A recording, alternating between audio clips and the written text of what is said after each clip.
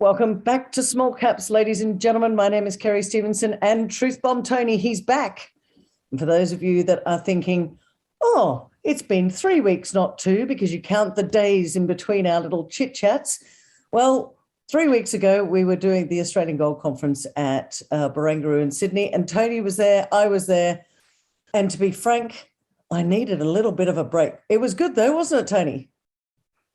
I had a lot of fun, and you actually gave me 2 sessions to MC, and I will never become a stand-up comedian because I think I told something to the audience that I thought was funny, and about 3 people laughed, and I wanted to dig myself a hole.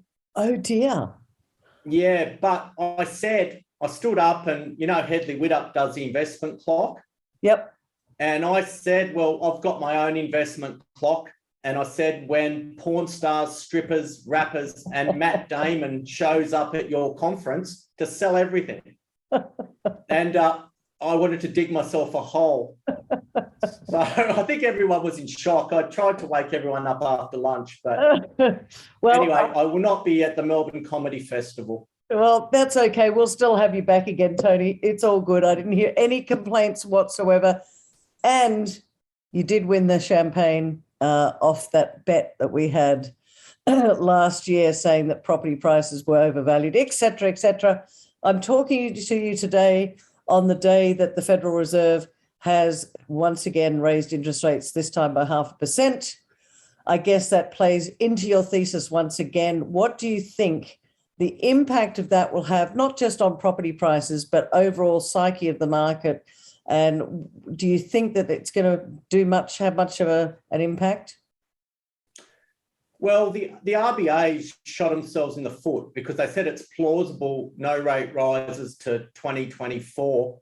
And they might as well said North Melbourne would win this year's premiership. So what I'm seeing is that rate rise up to 1.35 is hideous. Futures are suggesting 3.5%. Which means a mortgage rate of 6 to 7%, which will kill the average New South Wales mortgage holder of $800. So they're going to have to find $85,000 a year after tax to pay principal and interest. Already, I'm seeing properties in distress. People cannot sell them. I'm of the view that Sydney median price is going to only drop 40 to 50%, and those who bought it like a speculative market, unfortunately, are going to get wiped out. This is going to have a huge impact on the psyche of all Australians because it's going to affect all of us. And people are going to start getting rid of streaming services. They're not going to go out and buy 2 lettuces for their sandwiches. They're not going to upgrade their car, and discretionary retail's off a cliff. So I think that we're in for a period of economic darkness, really. And I think you're going to see people that will now form syndicates to win $3 million in Powerball or Lotto instead of waiting till it jackpots to 20 million. I just see. Yeah. I've got to go back, because I'm of a certain age these days where, I'm a baby boomer. I remember when interest rates in the 90s were 17, 18%, and there wasn't this panic and chaos and everything. Now, I know that property's gone up a lot, but when you say it'll be 6%, surely that's not unreasonable. Well, people should have been stress tested at 6%. But what it does, speculative bubbles are fueled on confidence. So only a few months ago, an announcement that would have had people excited is met with a may.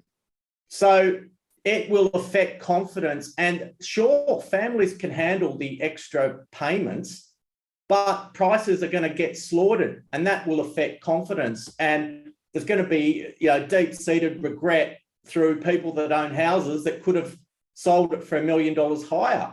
And I know in my own world that I've left millions of dollars on the table in my stocks, and it's not the best feeling, but everyone is going to be affected.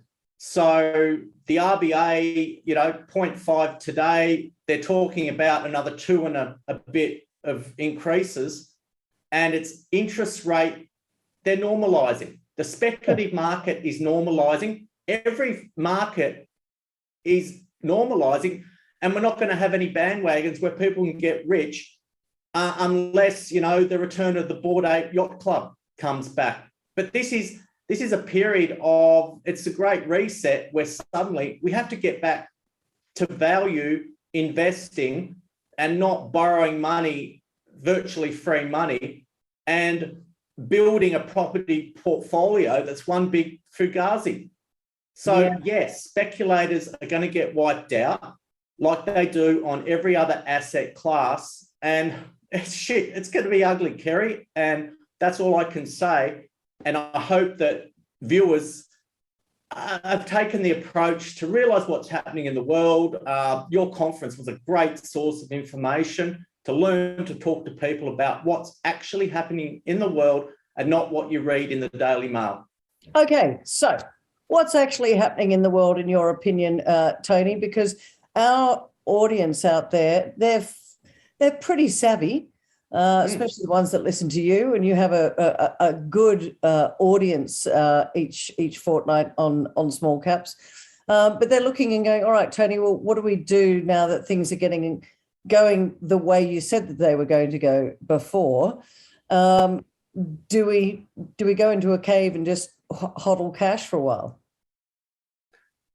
You can, and I've had that discussion with people that are getting towards retirement age that are scared, and they're thinking, well, do I go defensive and lose 6% per annum to inflation, but at least they get to keep what they've got?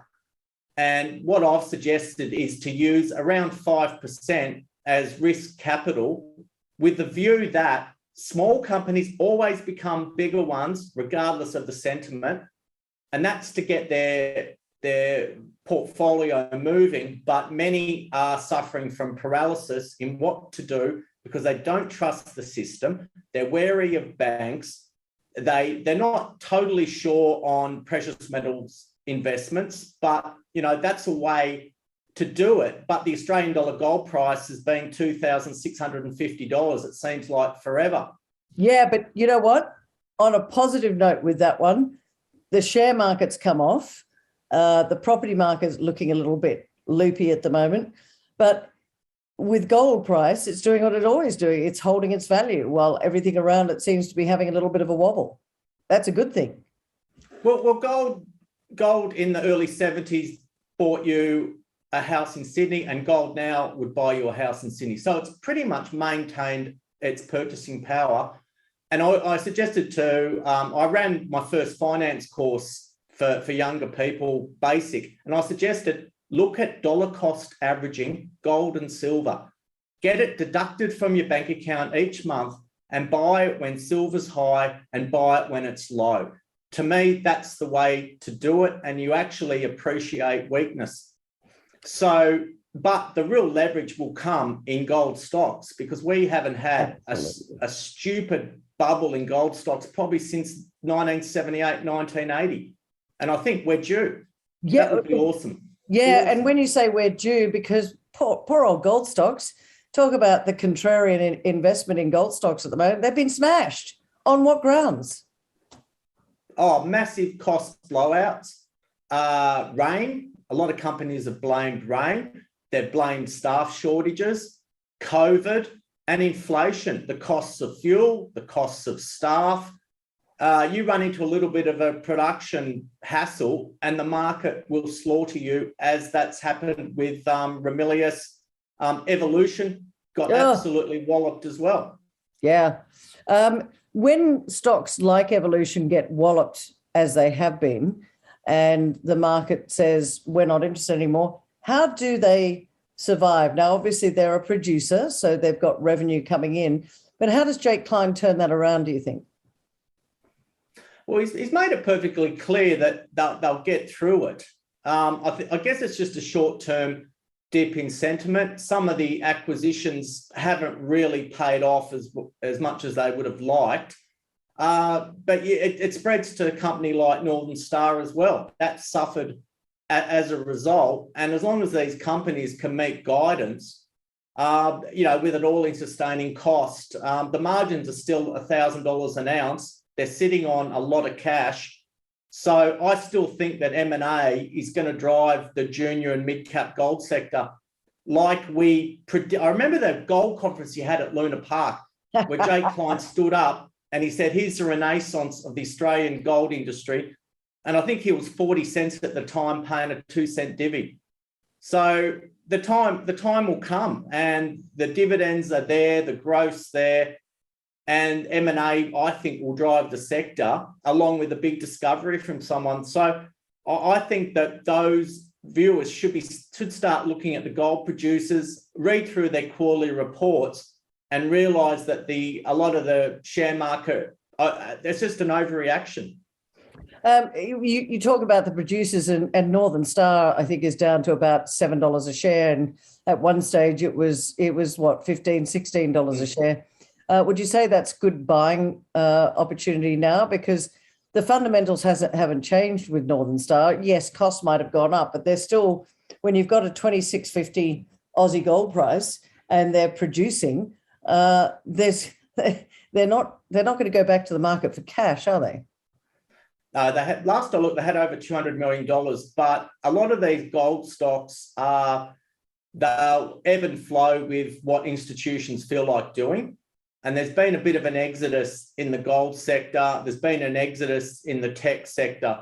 So if you're on the wrong end of it, you're going to cop it. And one of my clients sent me a spreadsheet of my 20 speculative stocks.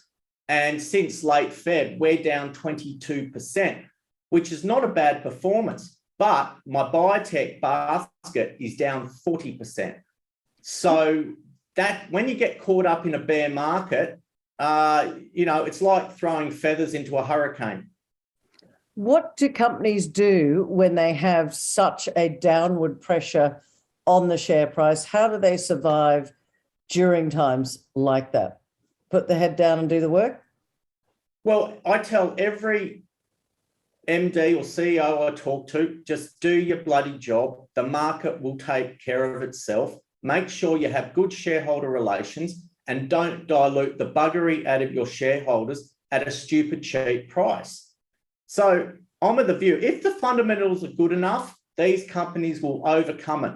They will overcome an institution belting a stock into the next postcode because it's 1% of their holding. I say to many companies, the best shareholders are mums and dads who tend not to sell, as opposed to these institutions and brokers who are there for the flip and fee model. Yeah. So it's a tough and nasty business. And those last 2 days of tax loss selling, I was drowning in stock, but at least I had clients phoning up with enthusiasm saying, what can I buy today? What's undervalued? And it was like a packet of tin cans that doesn't run out. So it's a brutal market, and it sucks you in and spits you out. But yeah, all companies have to do is their job. And it's a campfire analogy, which I send out to clients all the time. You have a campfire, it's a company. They're holding hands, playing acoustic songs. Then suddenly people are throwing bicycles into the fire.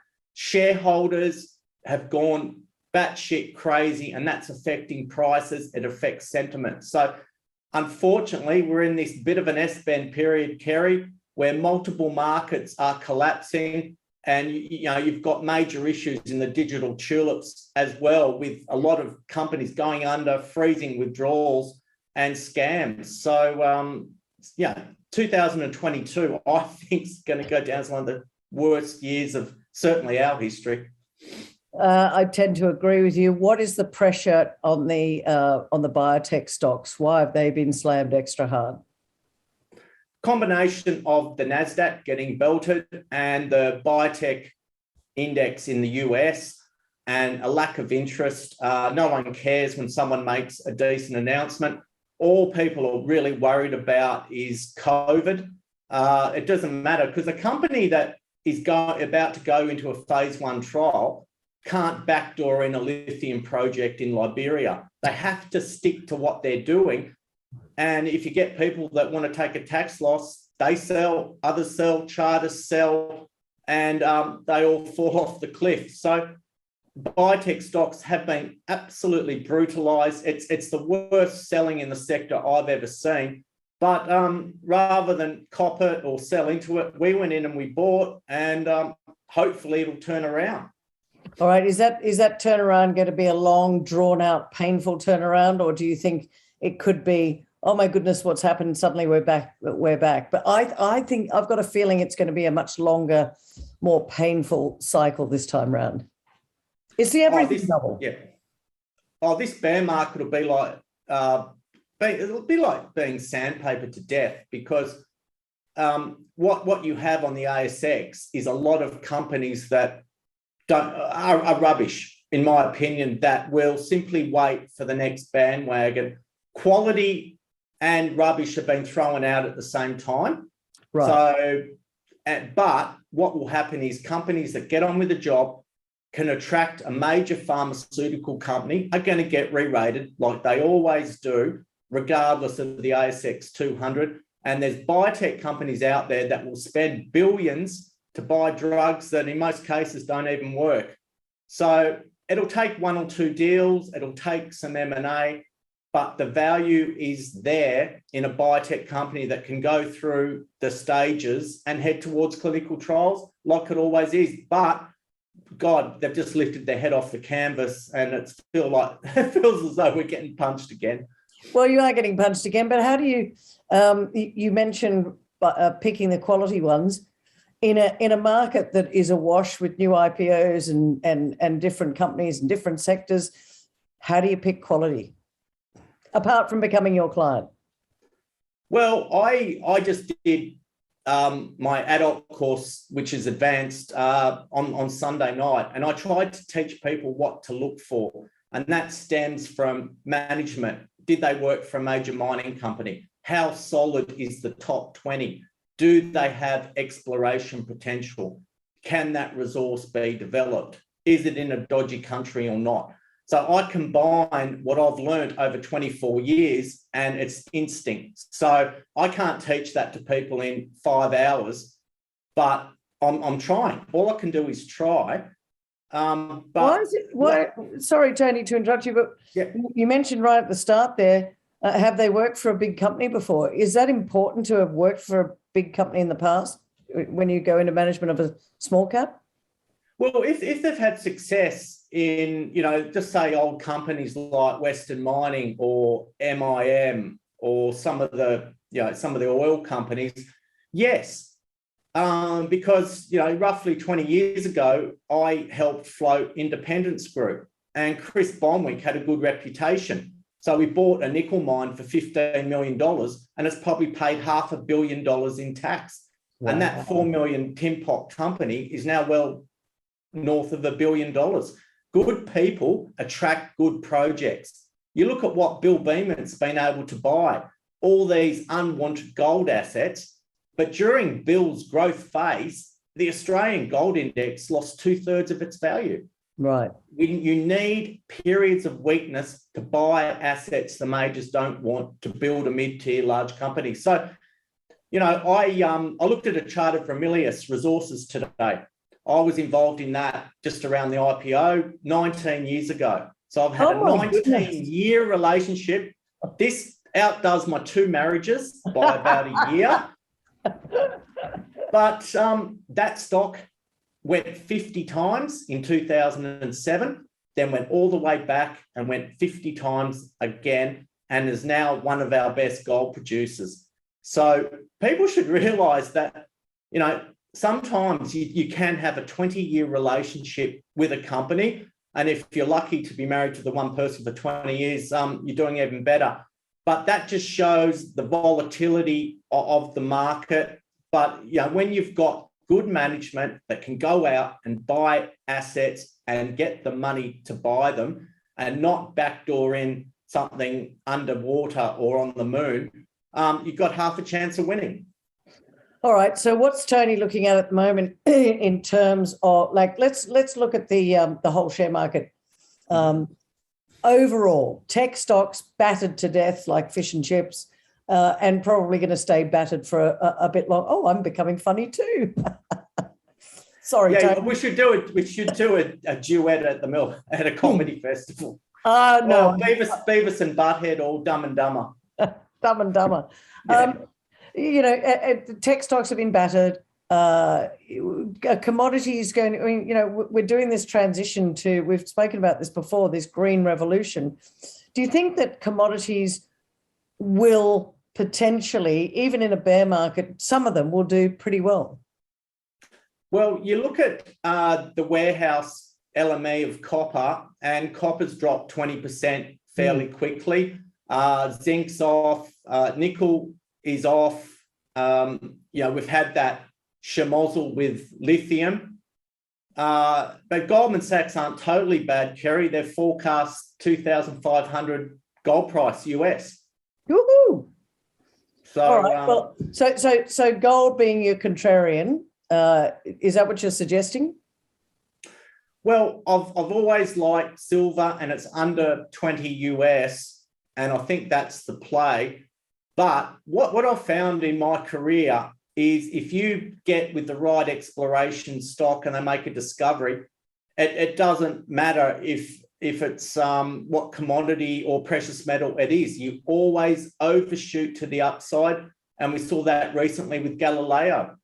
Yeah. So what I'm trying to do for my clients is put together an emerging producer, a top tier biotech, a few specky ones, and an exploration company that is a complete uncomfortable hold, but can deliver. So yeah, you've got to take a portfolio approach and go from there. But I look at a lot of the tech stocks. Interesting comparison though, Kerry, has been companies that deliver a heap of food and you have to cook it. They've fallen off a cliff, while companies like Collins Food, KFC and Domino's have held up okay. So there's always a market for junk food, and this revolution of fresh ingredients delivered to your door, it's failing. So, it's a tough market out there. And I think a lot of stocks that were $20 million shell value are going back to 1 to 3. And these companies will hibernate till the next bandwagon comes along. So, you thought this year's tax loss selling was nasty. I think next year's going to be even worse. So what do we do? Well, you look at maintaining some cash. People are going to get probably 0.25% more interest on their savings accounts. You look at dollar cost averaging precious metals. You look at getting rid of unnecessary debt, cut out a lot of crap you don't need, maybe sell some stuff, but you batten down, because this is going to be, I think, one of the worst economic shitstorms Australia has ever faced. But on the flip side, there's going to be a lot of opportunity, and value it always emerges. And luckily, a lot of the garbage out there will return to being garbage, and you can invest in, like we always do, invest in quality.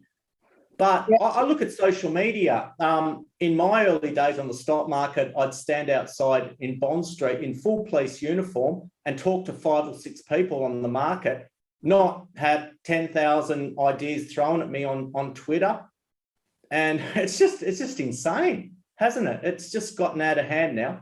Yeah, look, it has gotten out of hand, but I do think that it's interesting if you go back, and as I said right at the start, there are cycles. And if we go back to the Great Depression, great fortunes were made. And, the old saying, fortune favors the brave. Sometimes when things look absolutely hammered and down to their last brass razoo, if you like, if the project's good, if the management's good, they can come out the other side and potentially, and by the way, ladies and gentlemen, this is not financial advice. This is Tony and I having a yarn. Do not put a dime of your money into this crazy market until you've taken financial advice. That's really, really important. Or you become a client of Tony's, which is Tony at altocapital.com.au, isn't it? Yeah, absolutely. And I've had a steady flow of people. And the last person that said fortune favours the brave was Matt Damon on crypto.com ad, just at the top of the market. So maybe the gold industry needs Ben Affleck. Maybe get him at your conference, Kerry. Yeah, okay. Well, would you like to sponsor him? I think he's about $1 million whatever you call it. Anyway, look, it's the theme is there. Long-term, good investment. Some of these companies will come off. Have confidence in your stock. Don't worry about what everyone else is doing. Try and block out all the noise. This year we've had war. We've had a resurgence of COVID. We've had the first interest rate increases in years. Some of my sporting heroes died. My favourite drummer died. It's just been horrific. Yeah. And hopefully I can't wait for this year to end. Well, it's still got a little way to go, Tony. So, but it's not all doom and gloom either. What I always say to people is, as Tony said earlier, you've got to do your own research, but there are opportunities out there in the market. But please be very, very careful. Right, final points go to you, Tony. You said before, have a little bit of cash, cost average your precious metals, and eliminate debt as much as you can, unless you've got a Sydney property mortgage, which you probably can't eliminate your debt on. What's your final words from this week's Truth Bomb, Tony? Well, I'm going to mash up a quote. I'm going to mash up two quotes, actually, Kerry. At the start of the bull market, we have all the paper and they have all the money. At the end of the bull market, they have all the paper and we have all the money. So that's basically a quote. My next quote is, share price weakness with hindsight is seen as an opportunity. Current or future share price weakness is always seen as a threat. There you go. Because yes, very, very good little comments there. And remember when we dropped 30% at the start of COVID and everyone panicked? Absolutely. But this time it's a bit different. They're the four most expensive words in history, along with I love you, which are the three most expensive words in history. Well, I love you, Tony. So do lots of our audience out there. On that note, we'll leave it today and we'll see you in a couple of weeks' time. Thanks for your words of wisdom. Ladies and gentlemen, take care out there. It's a crazy market. Thanks, Tony. Absolute pleasure. See you in a fortnight.